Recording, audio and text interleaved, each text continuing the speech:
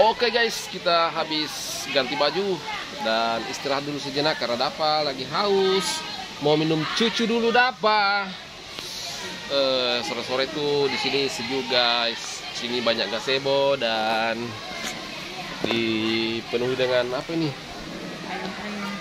Payung-payung sama mangga. Banyak mangga di.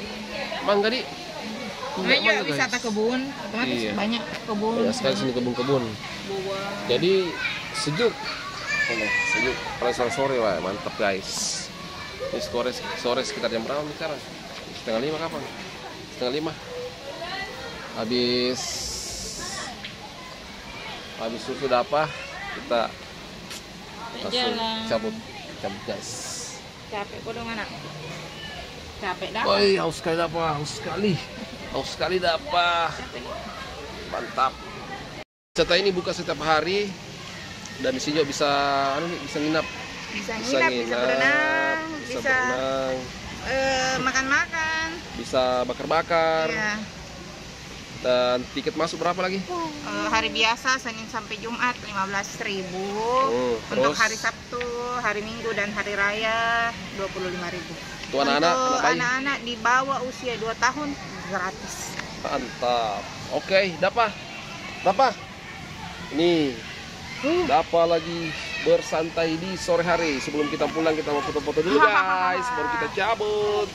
Jadi inilah suasana sore hari di wisata kebun goa. Dapa mau terus jalan guys. Jalan terus. Jadi fasilitas di sini diantaranya ada apa sayang di wisata kebun goa? Ada tempat pemancingan ikan. Yes. Ada kolam busa. Oke. Ada kolam renang untuk anak-anak. Oke. Ada kolam renang untuk dewasa. Ada waterboom untuk anak-anak. Ada waterboom untuk dewasa. Terus? Ada penginapan. Ada kafe. WC-nya juga banyak. Live musik. Kemudian ada live musik. Kafe. Waterboom. Sudah. Tempat mancing sudah. Sudah. Kemudian Tempat makan. untuk permainan anak-anak juga disediakan odong-odong, ada sepeda listrik, ada motor ATV. Wow.